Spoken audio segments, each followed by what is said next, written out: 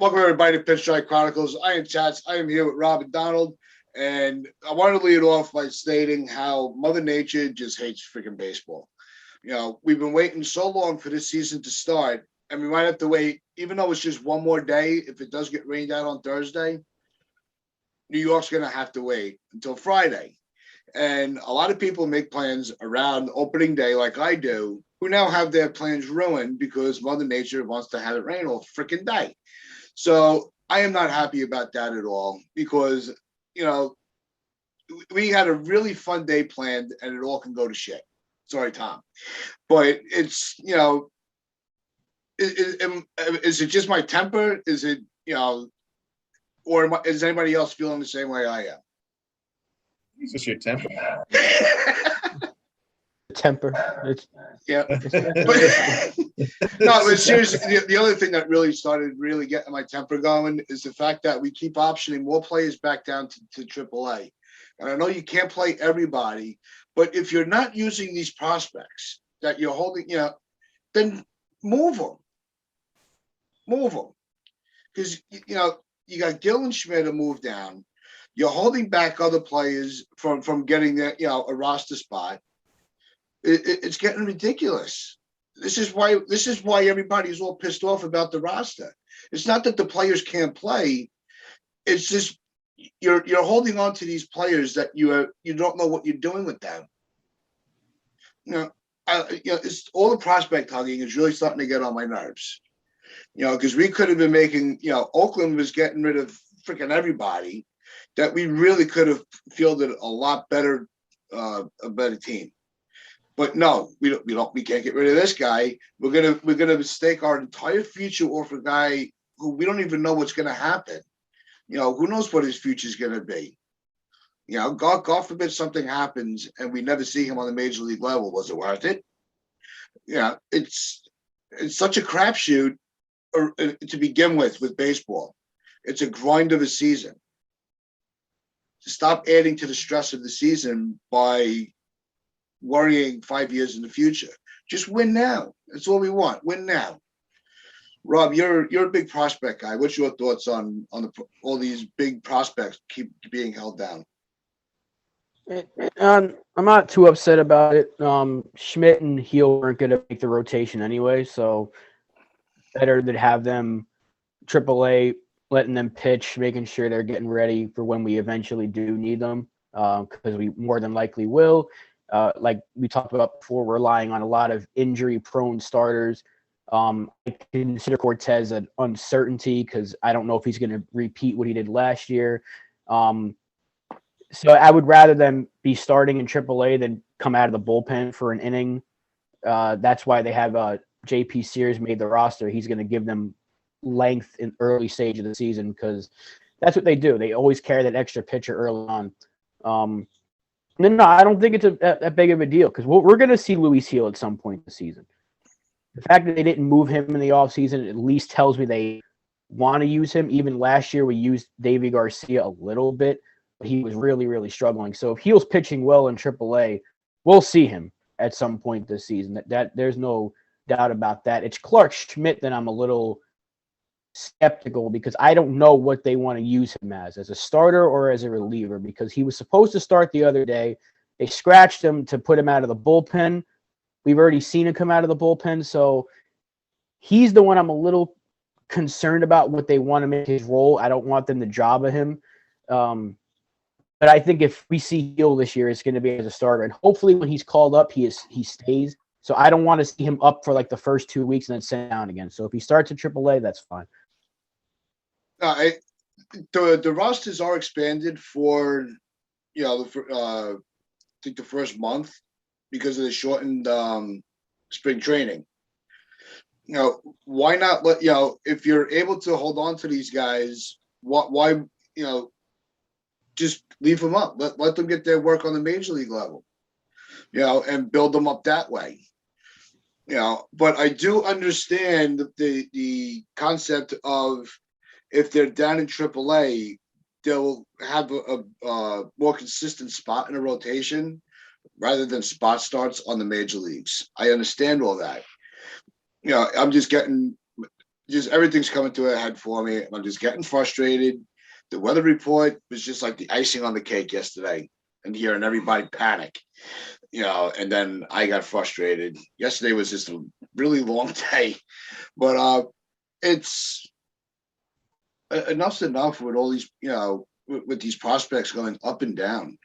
Java is so stuck in our heads, that every time that they start playing these games with these pitchers and position players going up and down, that's our frame of reference, because we haven't seen it work. He was the first. He was the debut of the Scranton shuttle. Where it was up and down. You're starting. You're a bullpen guy. You're a long relief guy. You're back as a starter. Then he's all over the place. We need to change that trend. And Cashman is just not. They're not getting the trend in the right direction, where these pitchers actually know what the hell their jobs are.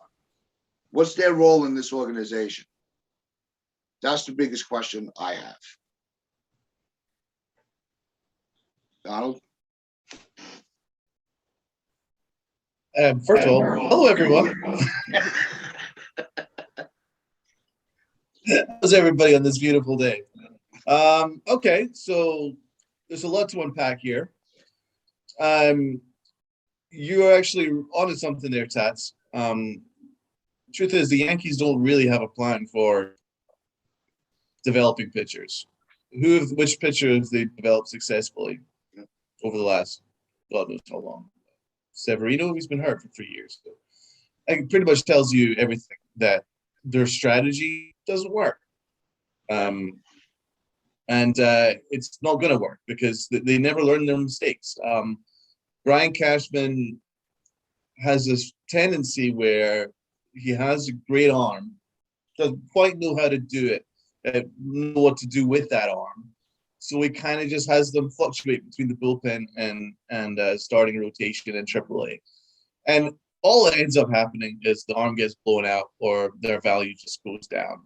That's all that ever happens. The best example was Jobba Chamberlain, then there was Ian Kennedy, then it was Phil Hughes, and then that's just the trend. I mean, obviously the Jobba rules is one of the most ridiculous ways of managing a spectacular arm. And Cashman never took any responsibility for that. Blew a fantastic arm. Didn't know what to do with it. So now we get to this era now where we've got some prized pitchers. We've got Clark Schmidt. We've got Debbie Garcia. And I don't know how prized the pitcher Debbie Garcia is, but he could be very, very good with development. You've got Luis Gil. You've got Clark Schmidt. So you've got these arms that are really good. But again, I've not seen anything from the Yankees to show me that they actually know what they're going to do with any of them. I mean, we've already seen them screw up Debbie Garcia with that very infamous playoff debacle. And he never recovered from that last year. And then they screw up Clark Schmidt because the very first time we ever saw him on a big league mound was him coming in with the bases loaded. And it was set up to fail. That's what the Yankees do. They set up pitchers to fail. So I don't agree with Luis Gil being sent down. I mean, what the Yankees really needed to do, and this was something that was brought up by Gary Sheffield Jr. yesterday when I was on with him in the Big Boys in the Big Apple pod. He was talking about what the Yankees should have done was they should have had a plan for the rotation where they'd have 3 quality arms, set in stone, quality arms, right?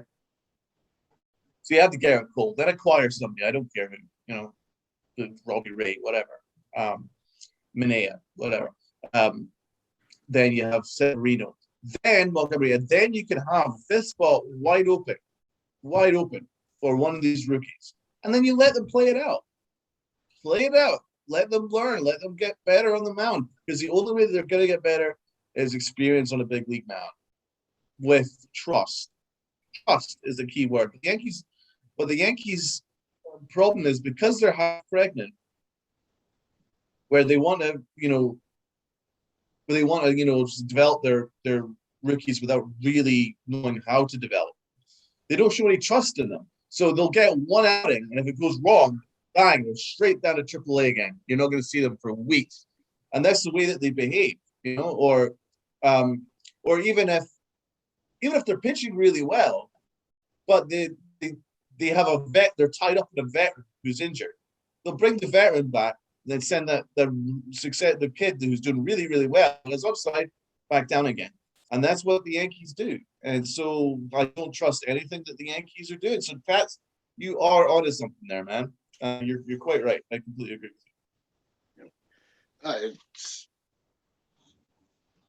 They're going to ruin these guys. We already saw, we always refer to Java, but the other pitcher that was supposed to be the guy was, Chance Adams. That's all we heard about. He was another guy that, that's why we didn't make that trade with Pittsburgh for Cole, because they wanted Adams and Andujar, and we could have had Cole years before we did. And he would have never gone to Houston, but no, we can't get rid of these guys. There was, I forget who it was that they wanted Garcia. No, we can't get rid of Garcia. We need him, and then they ruined him in that playoff game. They ruined his confidence. It's taking him a little time to get it back. I think that Garcia will end up having a better career. I still think he's not completely damaged. You don't even hear Chance Adams' name anymore. But it's enough to, I'd rather see these guys get the experience on a major league level than down in AAA. Chance Adams is a perfect example of someone that we overhyped to the point where he was walking in, we thought he was Whitey Ford, and it also shows that these are prospects, man. There's still a 70% chance that they're going to completely flunk out at the big league level. It's the odds are with all these prospects that you had, most of them don't develop, and especially if you come from the Yankees system. And the only one we've really developed to go an all-star is Aaron Judge. So it's a perfect example why the Yankees shouldn't be prospect hunting. If you've got a win now philosophy, well, a quote unquote win now philosophy, then you need to follow that philosophy. What are the Padres doing? What are the Padres doing? They are trying to win now. So they're making deals to win now. They're not messing around with the Mets doing. They're trying to win now. But the Yankees are stuck in between. And when you're stuck in between, you're only going to get a mediocre outcome. So they really shouldn't be prospect hugging. I think what the Yankees should be doing is they should be like, right, these guys are untouchable. Just name them, like Volpe, Osvaldo Cabrera, Peraza, whatever. You name a couple that are untouchable, and per position, okay, and go right. They're set aside. The rest, open season, because we don't really have a spot for them if Volpe comes through, and etc. And then that at least could give you a plan as to how the Yankees can go around the trade market. But it just looks like everyone's untouchable. Everyone in the top 10 is untouchable, according to Brian Cashman, clearly. And also, I don't think other GMs are dumb, because, listen, the Yankees are very predictable. We all predict Brian Cashman's moves before he ever does them. And do you not think that someone who gets paid millions of dollars from another organization who's paid to make deals and stuff like that know exactly how to finagle Brian Cashman out of deals, which just happened this year with the Twins. So I don't really have any faith that Brian Cashman is going to make the right move, and especially with these prospects that he's talking. It's Rob. Do you think that the way that the roster is constructed now, it's can still, there's still some more positives than negatives? Yeah, I mean, the rotation's not bad. It's just fragile. It's kind of a question mark. If everything goes right, then it's a solid starting five. You can't tell me it isn't, but there's a lot that could go wrong. But like I said, if Heel wasn't making the rotation, there's no point in having him on the roster. I don't want him for a month pitching out of the bullpen for a few innings and getting sent down. When he comes up, I need him to start. I want him to start and then keep starting. So I completely agree with what they're doing with him and with Schmidt. If they're not going to use them as a starter, don't use them as a, in the first month because you have an extra couple of spots. We know they like to keep extra pitchers in the first month because Boone doesn't, every manager in baseball, and they shouldn't let their guys throw too many pitches the first couple of starts. We always see that. There's a pitch limit, inning limit, your first maybe 3 starts of the year, you're going to see that. And then as the season goes on, the arm becomes more ready and you see more innings. That's why Steers is here. That's why Banuelos could make the team.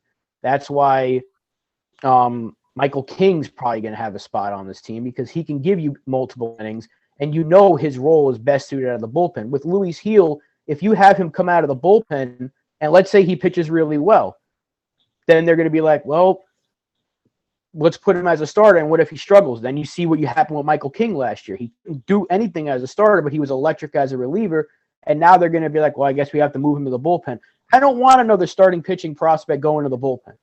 It happens to all of our pitching prospects. So I want Heel, when he's up, to be a starter. So if he's on the minor league roster to start the season, fine. It is April.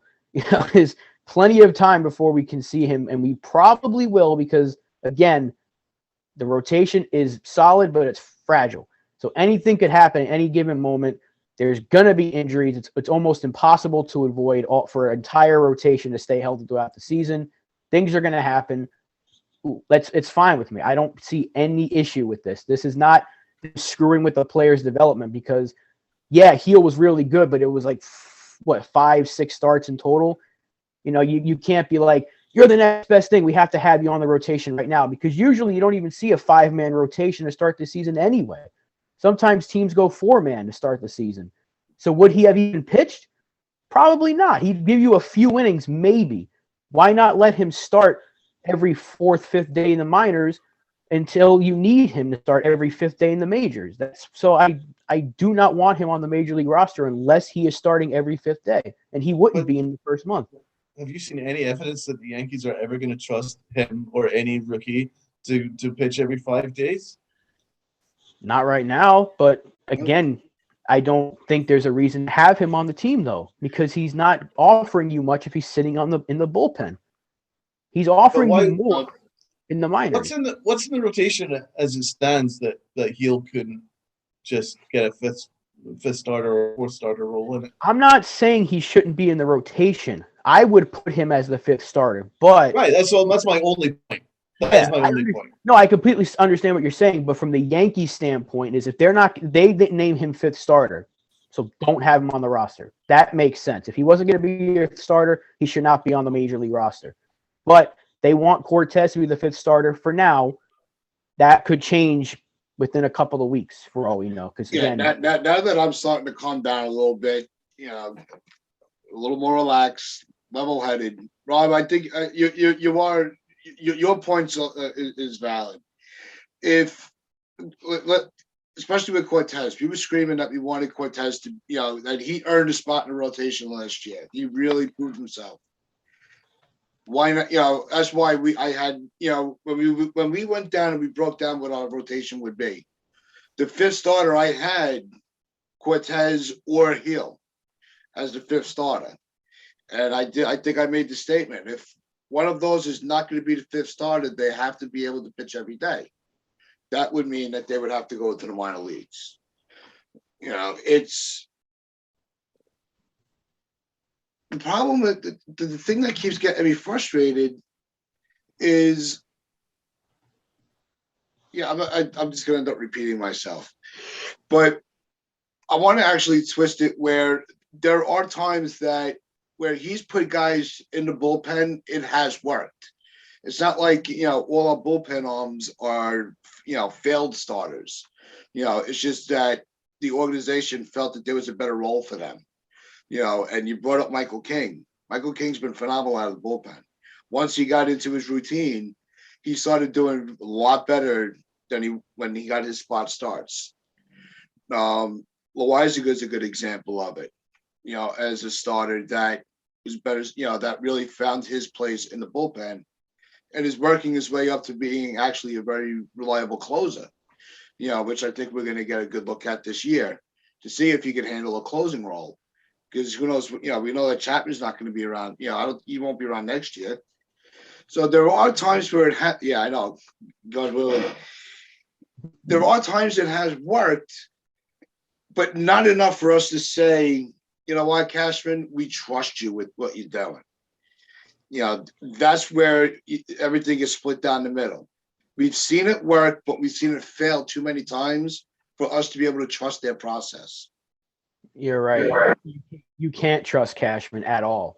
And most of our bullpen actually is failed starters, but most relief pitchers in baseball are, you know, failed starting pitchers. So but it's funny that you say that, because Loizaga, when we had Sessa, Chad Green was a starter at first. The list goes on. Michael King, like you said. So a lot of our bullpen is guys that we've tried as starting pitchers ourselves and didn't work out.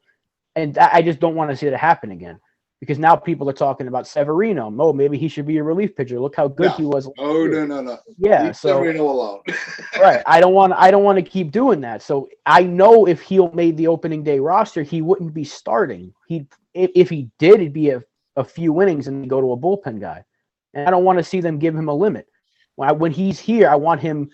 When they first called up Severino in 2015, they gave him no limit. They said, go out there and pitch.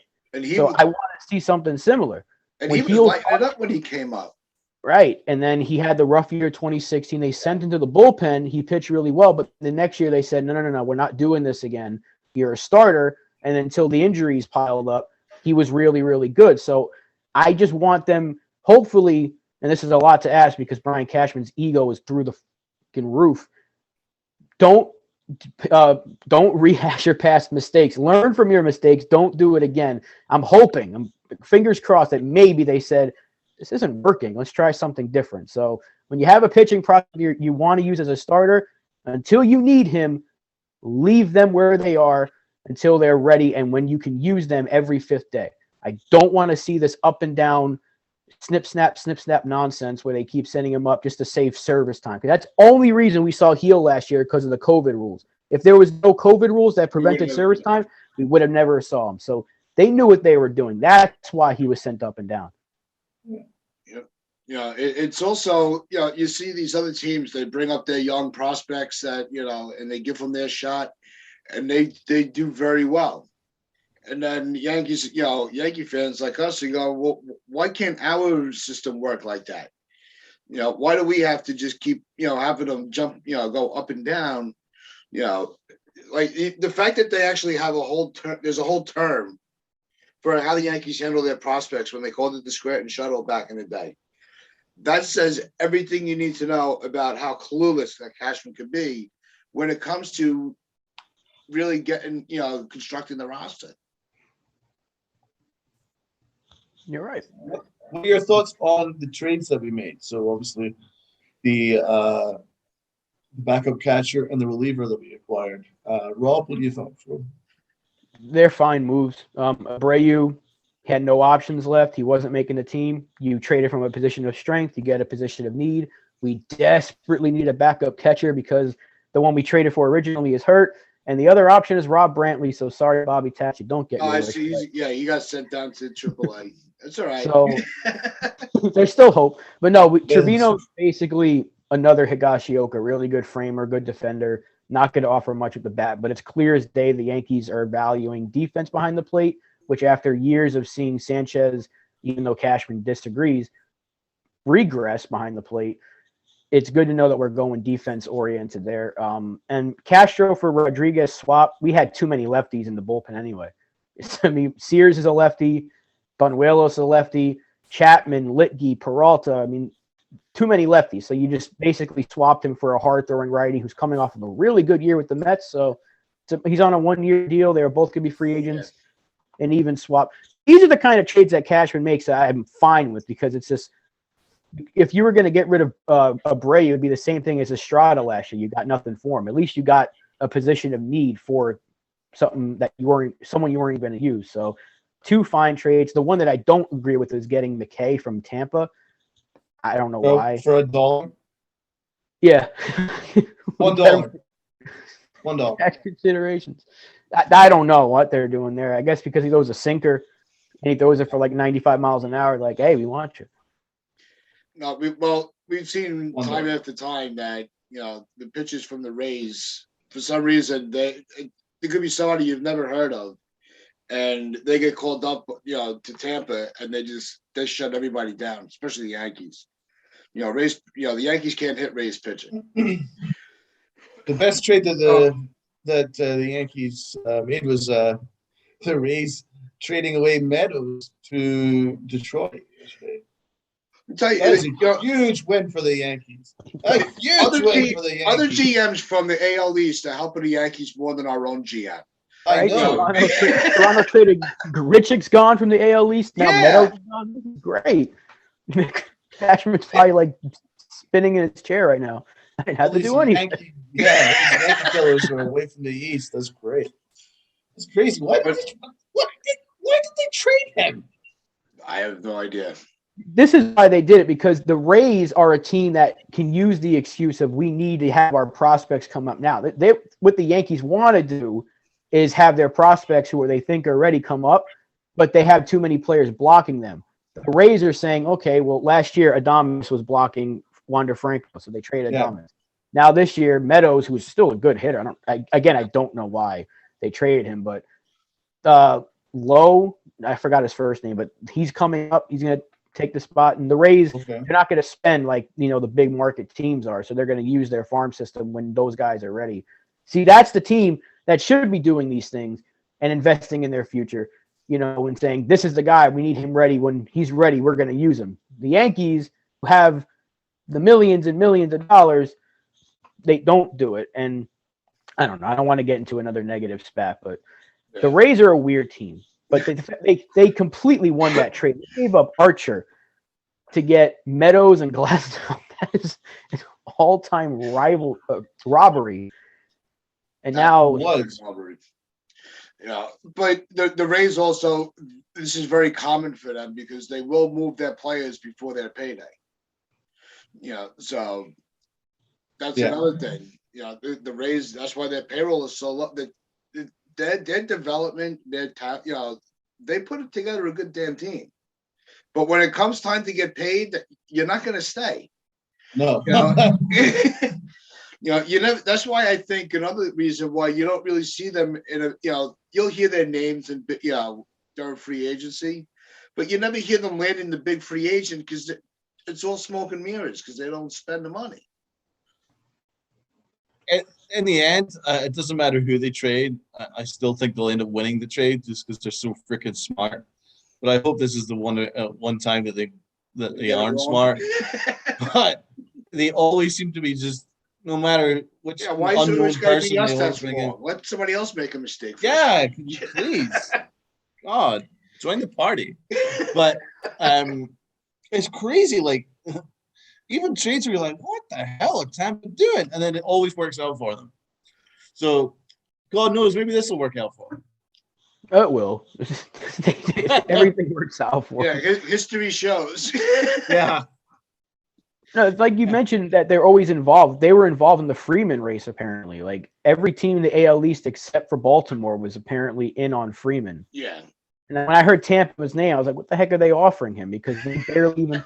I was like, they don't pay their own guys. Like when a Rosarena needs to get paid, what are they going to give him? He's going to probably get traded. So why are they in on Freddie Freeman when they have G-Man Choi? He kicks our ass every time anyway. So yeah. And another Yankee killer. I hope he gets traded next. And another Yankee farmhand that came back and bit us in the ass. Well, we did have him for like a day, right? And he hit a home run for us, and then you ended up. We did some. I think he either got hurt and they cut him. Then of course he goes to Tampa. Yeah, he was caught in the mix of with Bird going down, and then it was the move for Voit. I think he was the one that kind of got lost in the shuffle. But Bird's back now. You see that? We just signed Greg Bird. This whole season is hilarious. Greg Bird, are you serious? What is going on, man? All the moves, on this offseason should have just been aired on Comedy Central because it really, nothing made sense. Everything was just like kind of like what you just laugh at it. It doesn't make any sense. You know, all season, all we heard was Correa was going to become, the third highest paid player in history, behind, Harper and Trout. And then he signs for what he did with the Twins for one, opt-outs every year. And it's like, nothing made sense at all, which leads me to believe that this might be one of the Yankees' better seasons that we've seen in the last 5 years. I mean, yesterday we signed somebody. At this point, why not? Yesterday we acquired somebody for $1. Today we picked back Greg Bird, and he's doing it all with a straight face. So you know what? Like, maybe the joke's on us. I have no idea. Well, he'll be in the minors. He'll be in AAA. It was a minor league deal. If we see him this year, we're going to see that home run from the ALDS 2017 replayed about 75 times.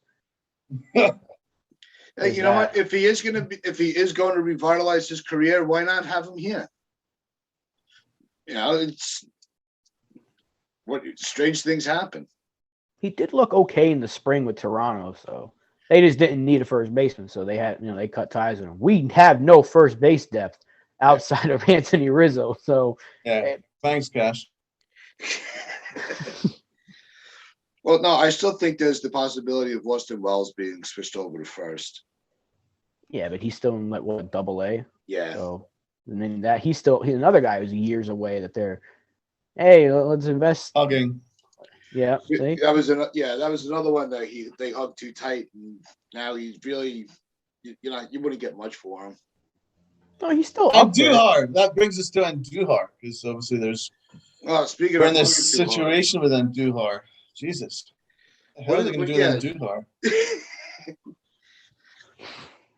I think he could be out before. We got 2 days before the season starts. If they don't move him, I'm pretty sure he's out of options at this point because he's been sent up and down the roster for the last 4 years. So I don't know. I would think they have to trade him, and it's going to be something similar to what we did with Voit. Just get what you can, or maybe like if you can move him to a team that needs an outfielder / DH / first baseman / third baseman that's not very good defensively with a good bat. You have a minor league arm you want to give up, maybe. That's probably Pittsburgh wants him anymore. Yeah, it's crazy when you think about it. What could have been the 3 players that they wanted: Frazier, Andujar, and Schmidt. One's with the Cubs, the other one is MIA, and then Andujar is probably on his way out. And that's not his fault; it's because of injuries. Derailed him. So it's crazy how baseball works. But that should be a prime example as to why you really shouldn't hug every prospect. Like Donald said, and something we've talked about before, you can have your list of guys you're not trading. Yeah. So if Volpe's that guy for them, fine. You make him untouchable. Dominguez, absolutely. One of those pitchers you have, if it's Heel, Medina, and a couple other ones, fine. But you have to be like, we have a lot of prospects here. We're incredible in the international market because we can offer so much money. You can move some of these guys and you can get major league help. And it's something that we've been a broken record about all off season. We only see willing to trade like guys that are like Rule 5 crunch guys, or guys that don't have room on the 40-man with, or that we're out of options with. That are the only guys that he seems willing to trade. And it doesn't. Who are you going to acquire with that? You're barely going to move the needle with these type of players. No, that's the problem. It's not that he's hugging. He's holding on to these guys too long. Yeah. You want to wait a year to see where they're at. Fine, I get it. But when you get to the point where you have guys in the lower minor leagues that you're like, oh, we're going to build our team around this guy. Well, then move him up the ladder a little quicker. Have Volpe start in AAA. And see, really put him to the test without really, without forcing him into a situation where he's going to, extend himself. So maybe that's what you do. Put his feet to the fire. Let's see what you got. and move them up the ladder a little quick. Same thing with Dominguez. If you want to build this team around these prospects, then put them in a position that you could build around. Yeah, but the second they struggle, then you're going to say, oh, you rushed them up too much. So not Dominguez, Volpe being in Double A is kind of surprising, and I think he's going to be in Triple A before the season ends. So he'll be here next year more than likely. Yeah, probably. If they're that serious about him, she should be. Because if you passed up on this crop of shortstop free agents, you better freaking have this guy up as soon as possible. And again, it goes back to the unfair expectations that are being put on him now. If you look, go ahead. Frazier, you look at Andujar, the common theme, and now we're looking at Florial. The common theme is that the Yankees don't really have a plan for those guys. I mean, Andujar, the great rookie year, and his value is through the roof. And Cashman obviously knew that he had no plan for him defensively. He tried him at third base, but he always wanted a better glove at third base, so he ended up getting Urshela. That's the point where you need to trade him. As good of a bat as he is, and as much as I like Andujar, if you don't have a plan for using him, considering your DH spot is filled to the gunnels, then he doesn't provide you any defense anywhere across the field. You need to consider trading him if you're not going to start him every day.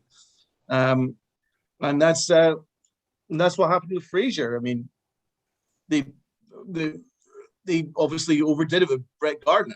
They just kept putting Brett Gardner.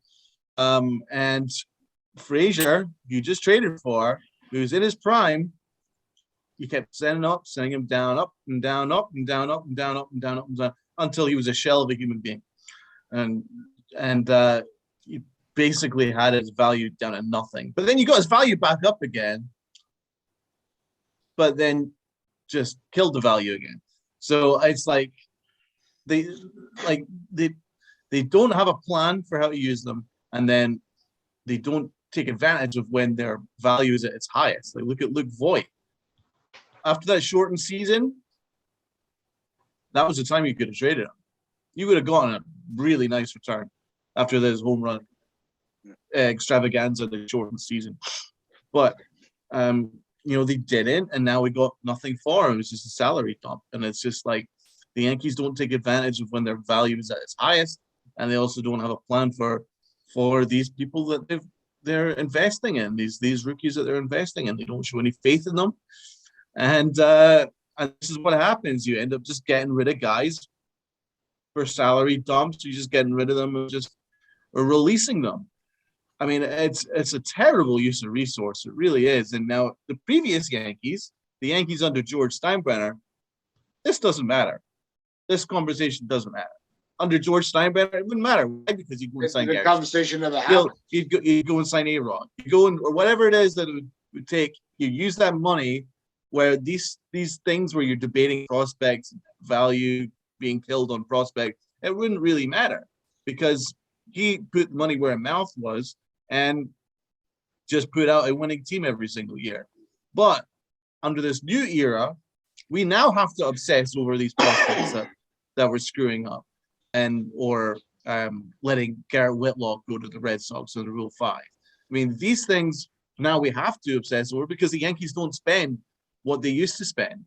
And now there's more focus on AAA.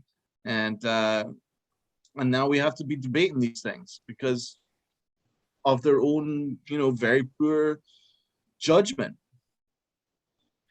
Yeah, it's exactly that last sentence narrows down everything. It's just bad judgment, and it's across the board, plain and simple.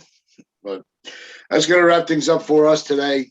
Just remember, tomorrow we will be joined by Pete Simonetti from New York Yankee News, and that should be a really fun discussion as we preview opening day.